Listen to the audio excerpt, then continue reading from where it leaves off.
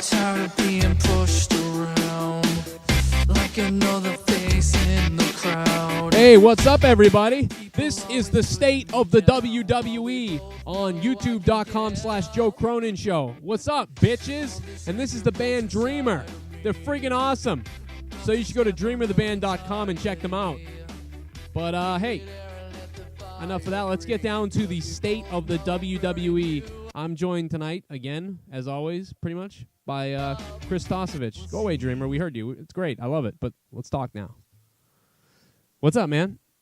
What's up? What's it like in Las Vegas right now?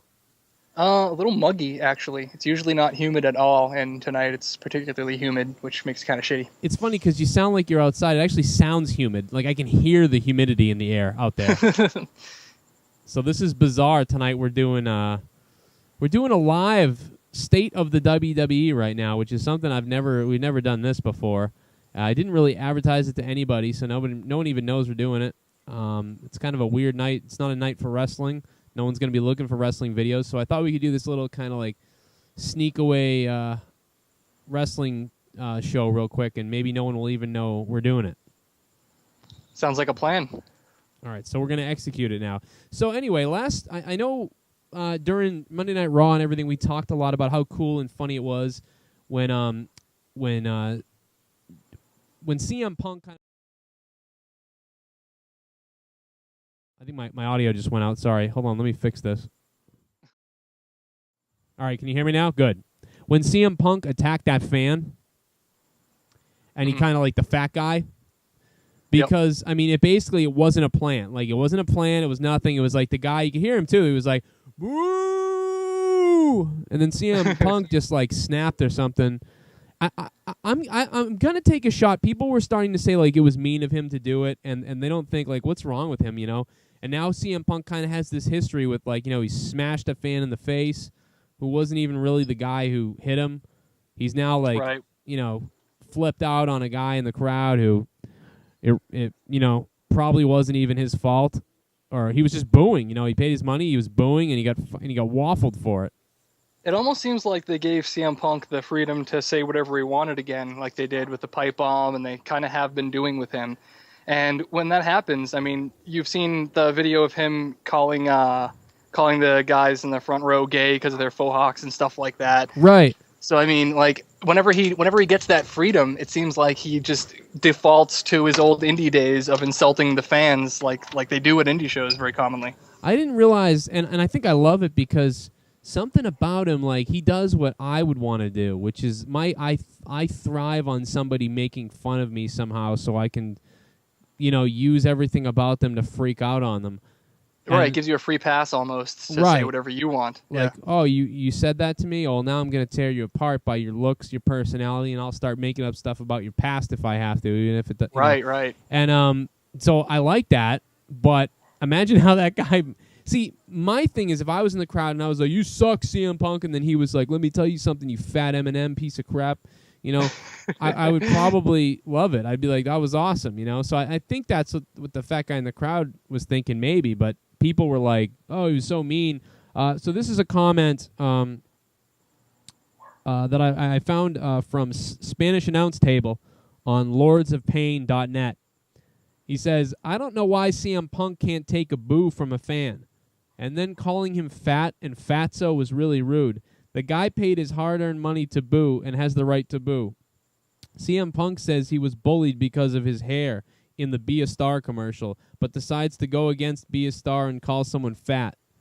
You can praise his mic skills, which are real great, but a boo of all things, a boo, he got angry at. I just find it disrespectful, and I know many people will disagree, that's fine, but imagine you being that guy called fat for voicing your opinion and while you're having fun at the WWE event. I have a lot to say about that. All right. First and foremost, the Be a Star campaign, that's not something CM Punk thought up. That's not something Sheamus or Mark Henry decided to do on their own. It's something they have to do under contract with the WWE because they have a PG program that promotes violence, or at least involves violence. And almost makes light of violence because these people go through these terrible matches, but they're perfectly fine every single day, save for an injury here or there. The Be a Star campaign is simply to tell the kids, don't do this at home and don't bully people and don't see what you see on the WWE and emulate it simply because, your favorite wrestler happens to be a bully. That doesn't give you the right to be a bully. It's their way of saying this is fake without saying this is fake. Right. So that being said, CM Punk has no obligations to not bully people. In his personal life, on television, otherwise. I mean, look at Ryback's current gimmick. I mean, that's a bully. That's exactly what they're. I mean, it's perfectly fine to bully people on WWE TV. It all depends on how they work with it. Even that being said, he called out the guy for being fat. I mean, in the past, he's made fun of people and called them gay or whatever, or he's called people, this and that. It's much different when you make fun of someone's weight, because yes, I know there are people out there who literally can't control their weight and whatever, but the point is, it's an appearance. It's a trait. It's not something that is 100% out of everyone's control. Maybe there's a good percentage of people who are fat who don't have it in their control, but to sit there and assume someone's fat because they eat too much is not crazy. Right. Exactly. So therefore, to make fun of someone for being fat, I don't think is something worthy of shaming someone over. Yeah, I think so too. I mean, I don't know. I'm on the fence about the whole thing because I know I would love it if he was like. I would love it too. Right, and he yelled at. I mean, I was right in his face at Social Music Circus, and anything he said to me, I would have laughed my ass off. Even if he. I would have showed all my friends that Raw and been like, "Look, he's yelling at me on TV. That's awesome." I booed him so much that he got mad at me and started calling me fat. I interrupted the entire show myself. That's cool. All right, so CM Punk. Whatever. I mean, you want to talk about the thing when he slapped someone? You remember what were you thinking when he slapped that fan that time? Now that was different. That I'll actually say. I mean, granted, yeah, if you're going to be in the crowd, you have to expect to be pulled on and tugged on or whatever. But he literally just did a spinning back fist without having any regard for who was behind him. I mean, it could have been a little kid. And say it was a little kid on his dad's shoulders, like trying to put his fingers in CM Punk's ear or something, and he's going to just back fist him without looking. To compare these two incidences is completely unjust. Yeah, I think you're right, but I think he's definitely kind of a hothead, and that's just it goes with it. And obviously he was having fun with the guy, and if I was the guy, I'd be really happy. I'd be like, dude, I was just basically on Raw. I mean, I had a segment. All right, so the next thing I wanted to talk about is Rosa Mendez will be a part of will not be a part of Epico and Primo's new package team, Los Matadores, which they talked about. Rosa Mendez will not be a part? Or will be?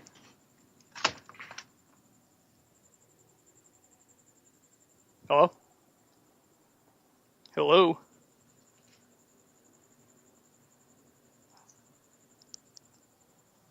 Hello? Yeah, that's what happens when you step on the mic cord and you just start talking to nothing.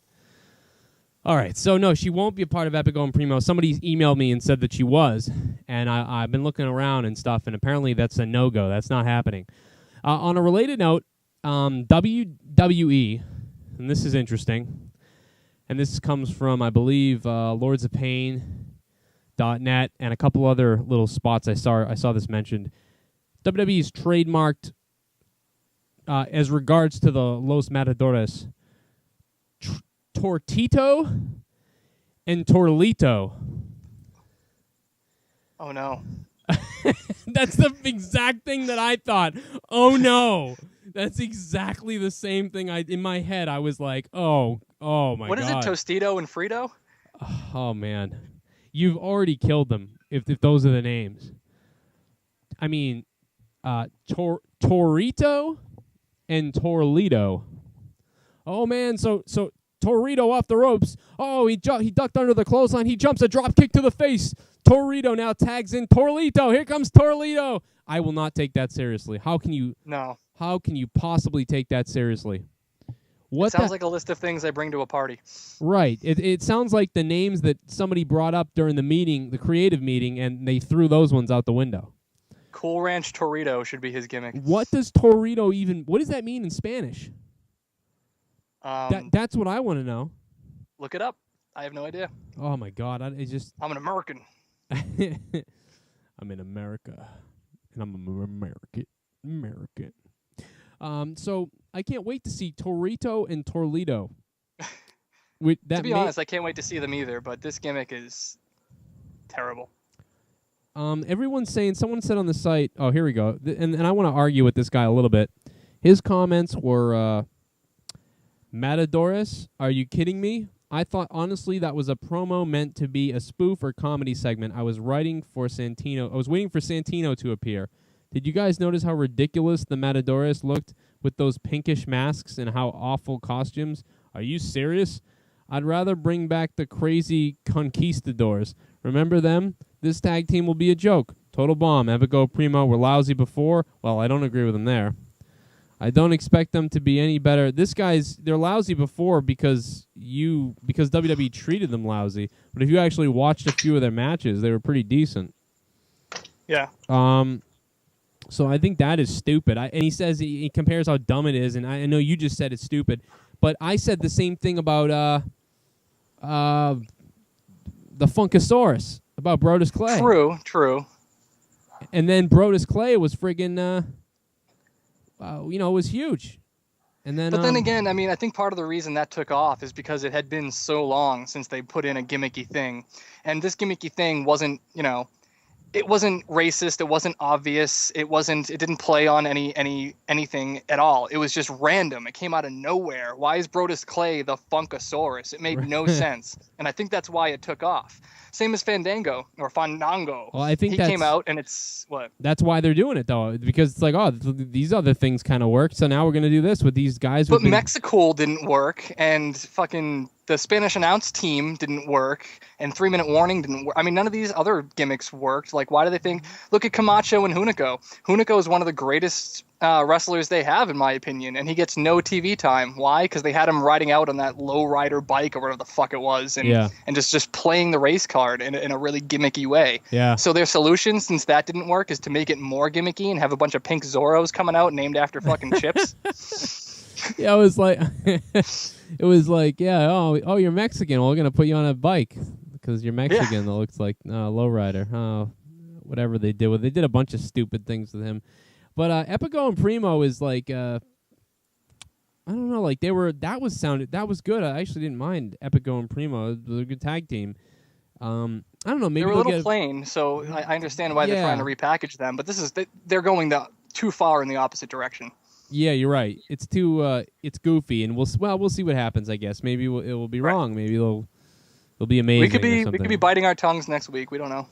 But I'll tell you what, they're the type of people who it's like, if somebody like it's like you watch wrestling and then they come out, you're like, yeah, I watch this. To be honest, the Funkasaurus doesn't help too much, even though we like him in that regard. Right, exactly. That's funny. All right, so people think that Evolution is still coming back. We can't seem to get past this Evolution talk. People are still emailing me now. Dude, what's up? Evolution's back. I can't wait. And I'm like, I don't think so. I think these Evolution fans are too young to remember the corporation, which this is far more reminiscent of. Yeah, this is way more like the corporation. I think they're. Do you remember when Mick Foley was the corporate champion and he sided with McMahon briefly? Yeah. Yep. Yeah, that's almost what this is with Randy Orton. I mean, it's way more similar to that than Evolution. I think they can't get past the connection. Like, oh, Randy Orton, Triple H. Well, it's like, well, guess what? Triple H gave him the thumbs down and they slammed his head in the mat, and then also on top of that, Randy Orton tried to break into Triple H's house and attack Stephanie or whatever. Which is funny when Stephanie gave him a hug on Raw. It was like, okay. I was like, all right, well, hey, you break into my house and you try to, kill my wife or whatever you were doing at that time. Like, this isn't, like, all's forgiven. So that's why it's like, no, this is not an Evolution thing. Could it evolve into an Evolution thing at some point? Maybe, but not right now. Nowhere near it. And even Triple H cut that promo to clear that up immediately, I don't like him, but business is business, or whatever the hell he said. That was made sense. What Triple H said made a little bit of sense, but what Stephanie said or did or her opinion doesn't make any sense at all. Right, and I think he should be sitting there reluctantly saying, "You know what, Randy Orton, I'm going to agree with this simply because I have to back up my husband and my father." But you're lucky you're on my side type of thing. Not, oh, good, Randy Orton, I've always loved you. Like, that's stupid. Right. It is stupid. But you know what's not stupid is this. That's the best of the best of the best of the best of the best that this world has to offer. I'm the beast and the best in the world. Paul, say something stupid. Yeah, say that line. That's like someday Brock Lesnar is gonna be like on tour, like in like gymnasiums, and they're gonna be like, "Give him the mic, tell him to say something stupid." Or it really does sound like the malfunctioning Brock Lesnar robot, where he's just like the best of the best of the best of the best, and Paul had to like smack him in the back of the head to get him to finish the sentence. Oh man, that's awesome. I friggin' love that. I can't get enough of that. I play it like every time we're on here. So Batista, will he be coming back this year? I say no. No. But it's it's always a possibility. But no, I think no. Right. I mean, part of the reason I keep saying no is because I want to be in complete disbelief if he ever does show up, like I was when Brock Lesnar showed up the night after WrestleMania. Right. I mean, that kind of leaked at the last second, so I kind of expected it. But if I keep sitting here saying, no, you guys are idiots, Batista will never, ever show up again, and he keeps saying that, and everyone keeps propagating that, the time he does show up, if that happens, will be insane. Right, it'll blow our minds. I'll blow my load. I know that. So yeah, I mean, he might be coming back, probably not, but I'm just going to sit here and believe 100% no, there's no chance of seeing him again in the next 5 years. I only bring it up so many times because I want to kill it. That I want people to stop asking me about it. Basically, I keep getting emails about it. Still, people calling the voicemail and talking about it. And he has to tweet like twice a year that he's not coming back because of it, though. It just never ends. Yeah, it will be a shock when he comes back because it's just so dead all the time that. I know. When he does come back, it will be like that. So, we got a little voicemail here. Let's see who it is. Dude, like, shut the. Oh, that's somebody else. Wait a minute, what the fuck was that? I want to hear that. Dude, like, shut the fuck up. Like, I don't know how. I have no idea why you do this show. And I want you to reply. I want you to call back. Because if you do, I will make your fucking life a living hell.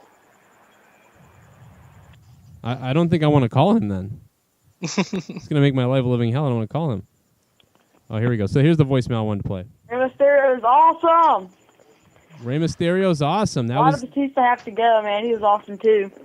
That was his comment. Rey Mysterio is awesome. That's his comment. So here's the deal with Rey Mysterio.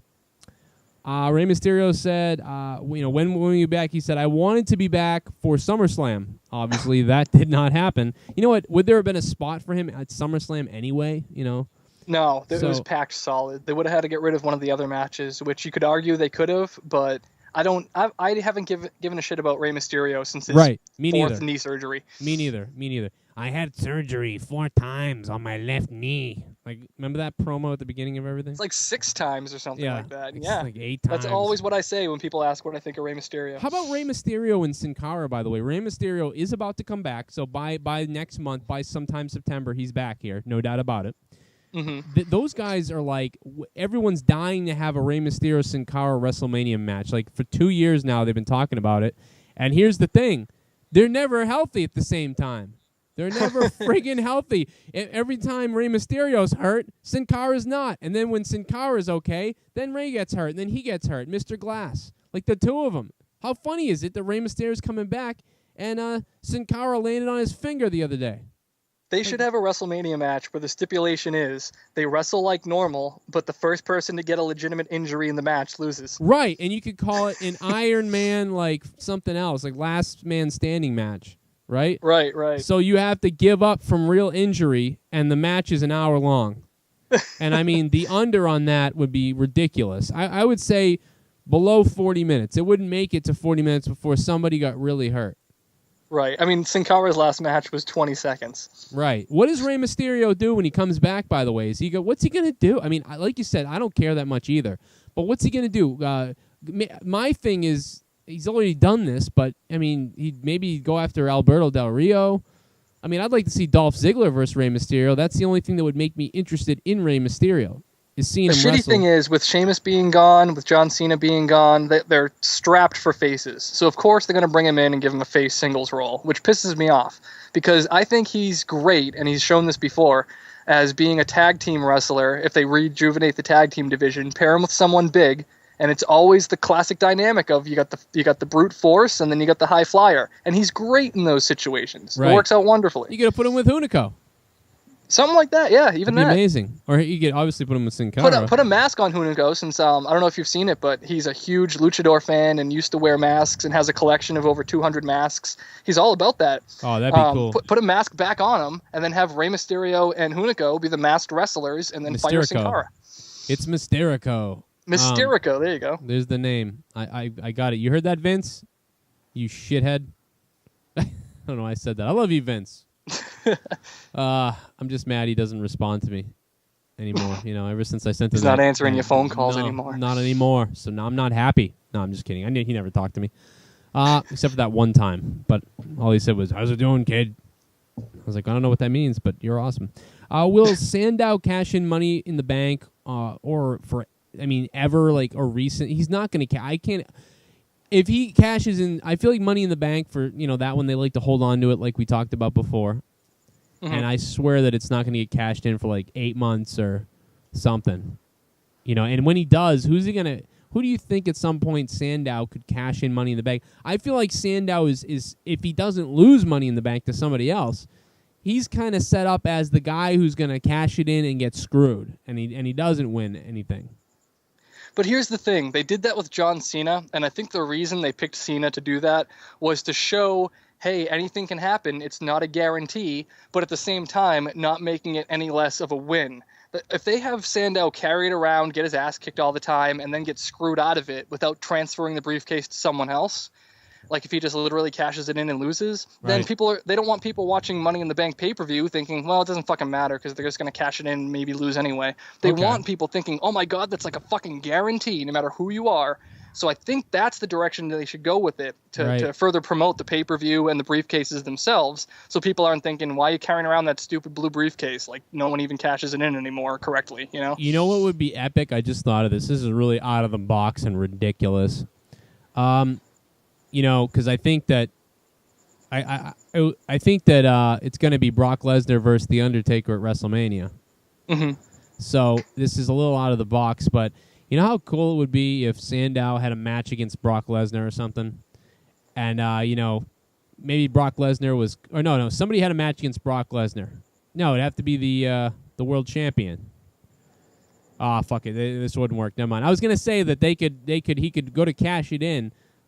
And, The Undertaker shows up and choke slams him. The lights go out, he gets choke slammed, and then whatever. And he doesn't cash it in, but that'd be too complicated. I'm so ridiculous right now. I had a great idea thought out, and then I thought about it and realized it didn't make any sense. And that brings me to The Undertaker, actually. When is he going to make an appearance, or is it just going to be I think it's going to be just like it has been, where, he doesn't show up until literally 5 weeks before WrestleMania for the build. Yeah, you know what? It's funny you mention this because are you signed up for the WWE texts? No, I should be, but I'm not. What? I should be, but I'm not. No. It's usually just a recap of what happened at the pay-per-view, or right before Raw. They'll remind you Raw's on by telling you what will Daniel Bryan get his revenge, something like that.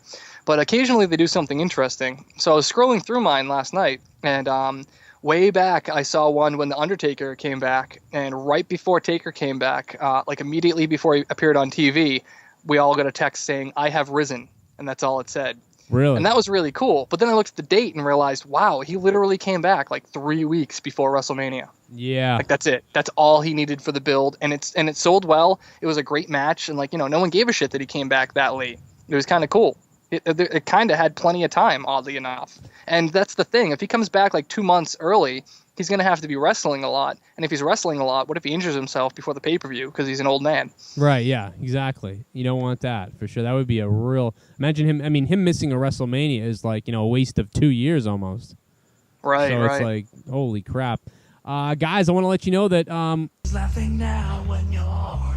the state of the WWE is brought to you by Dream of the Band.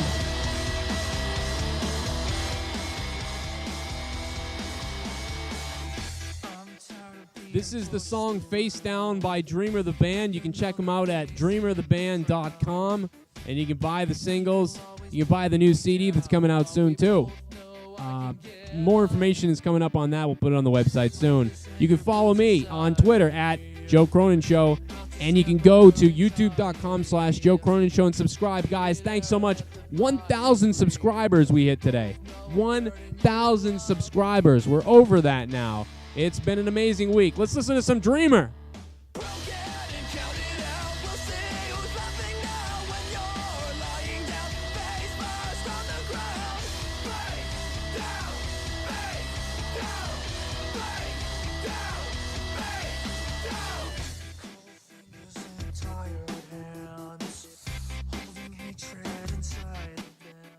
I got to go out to Worcester to see them a couple nights ago. It was pretty hilarious. There was like a bouncer outside, but I thought he was in one of the bands. And I was like, "What's up, man? You in the next band?" And he was like, "No, I'm the bouncer." And I was like, "Oh, so you're the one that's gonna be throwing me out of here in about 2 hours." So I just wanted to say hi to you. But no, this dude was like skinnier than me, and it was weird. And he was like, "I'm the bouncer." I'm like, "Dude, you're the bouncer?" We're in trouble if some crazy bastard really loses his mind in here, you know? We're going to need about 17 of you. Oh, man. Dreamertheband.com. You can listen to Face Down and check them out. Pretty much that's about everything I wanted to get into. I did want to read this little tidbit from Wrestling 101. Joshua Mataberry, I believe is how you say his name, of Wrestling 101, recently interviewed WWE Hall of Famer Jimmy Hart. There's a huge interview with him and everything.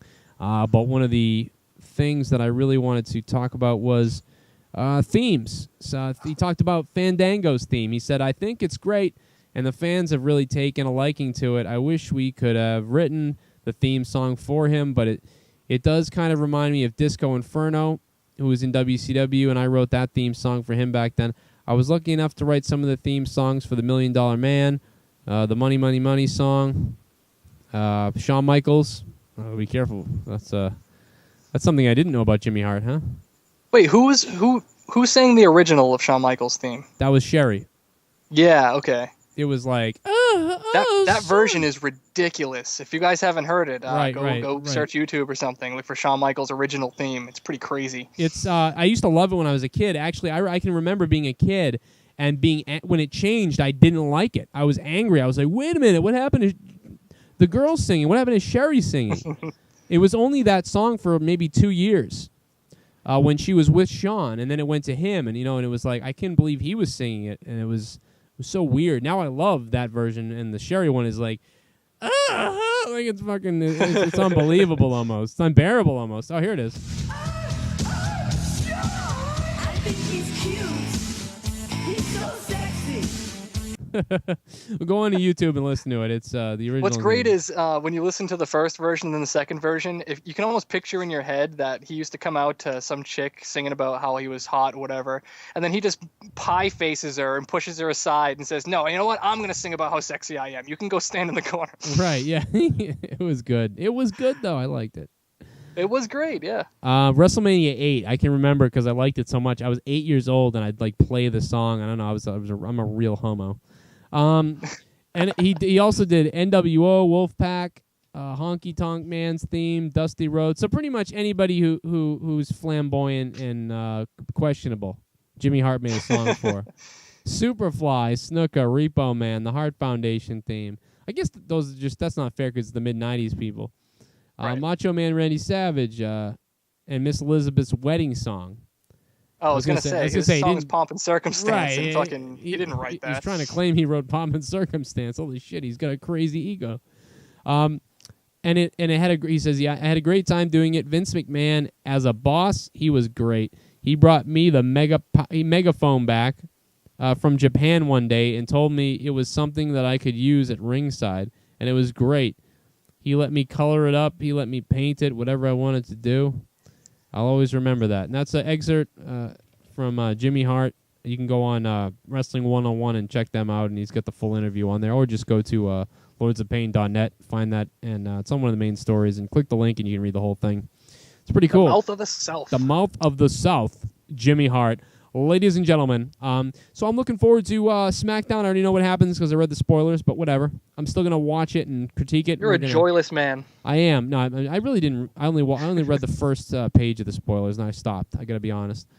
So we're going to watch TNA SmackDown. We're going to compare them. We're going to do a show. And then we'll see you guys Monday night after Raw goes off the air for the live Raw recap here. YouTube.com/Joe Cronin Show. Thanks for being here, Chris. No problem. Thanks for having me. You're welcome. This sounds like a real fucking show right now because of that. Also, check out the band Dreamer at dreamertheband.com. Follow me on Twitter at Joe Cronin Show. Call the show and leave voicemail, hate, anger, comments, whatever you want at 339-226-6610 is how you want to do it. And follow us on Twitter, but most importantly, subscribe on YouTube because we've got over 1,000 now. So this is pretty cool. We're racking it up now.